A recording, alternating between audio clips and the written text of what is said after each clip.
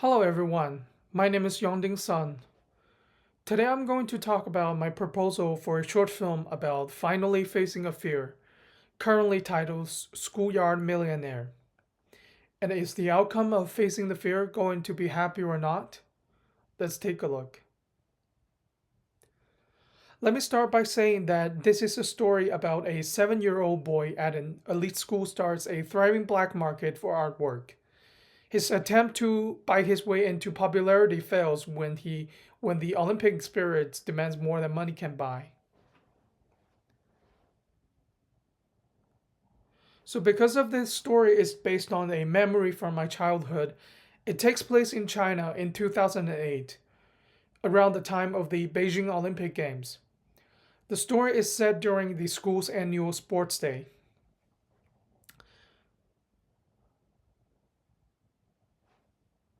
In addition, our characters live in an elite international boarding school, and to celebrate the upcoming Olympic Games, students also participated in a drawing competition to express their excitement.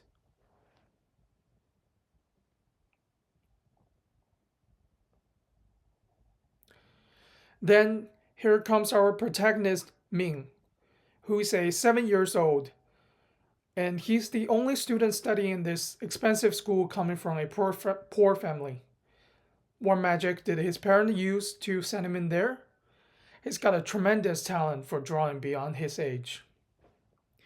And a rich boy coming from a elite family, Dalong, which means big dragon in Chinese. He and his gang looks down on Ming, this sort of mudblood that doesn't seem to fit in this noble school.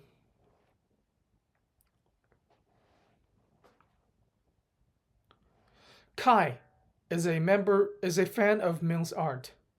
He desperately wants to win the drawing competition to win his parents' approval, but he has zero artistic talent. But what's his superpower? He's rich.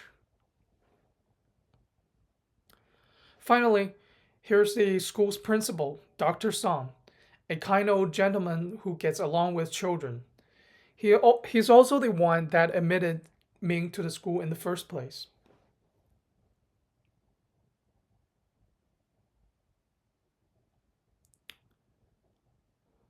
Our childhoods are filled with a need for companionship and a sense of belonging. Actually, Ming is too. Being different from everybody else, Ming hates being left alone with no friends.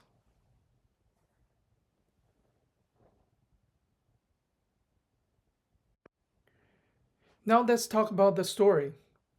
It begins in the school's crowded convenience store, where Ming cannot afford to buy any snacks or drinks, while everybody else is having a great time.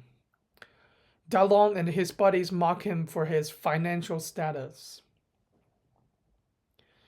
Dalong makes a bet with him. If Ming can buy the store's treasure, a $200 Ultraman base set in 3 days, he will earn his place at the school. It is the ultimate prize for any young boy at the time.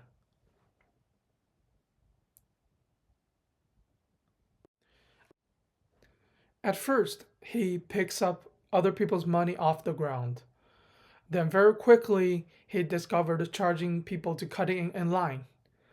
Despite the protests in the back, Ming gets his first pot of gold.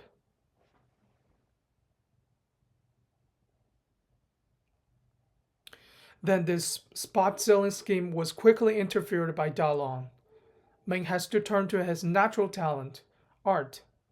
He sells his first anime fan art to Kai for $20. Dalong destroys the artwork, forcing Ming to refund Kai. Then Kai comes up with a new idea, let Ming to do the job for him to win the drawing competition. On the other hand, he promises Ming with a larger reward. Ming declares his selling price, $100. A deal is made.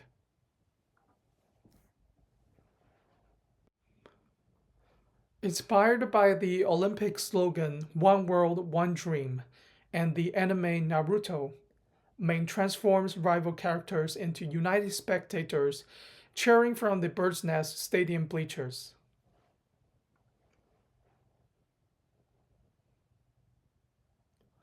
As Ming helps many of his classmates enter the competition, he's one step away from winning.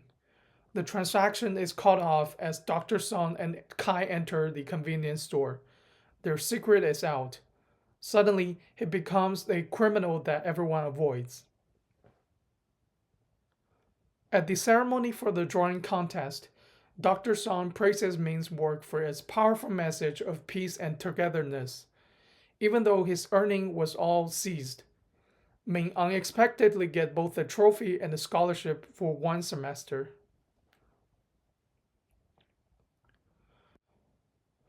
So what I want for this film to feel like to the audience is this light-hearted children's story that is also inspiring to adults.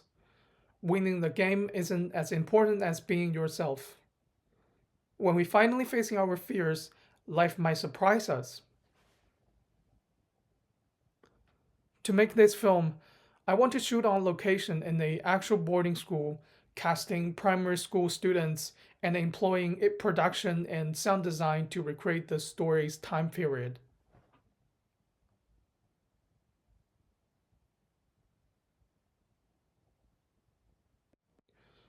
And lastly, before we call it a day, I'd like to end this presentation with a quick message. Being different is not scary. It is instead your greatest weapon. Thank you very much.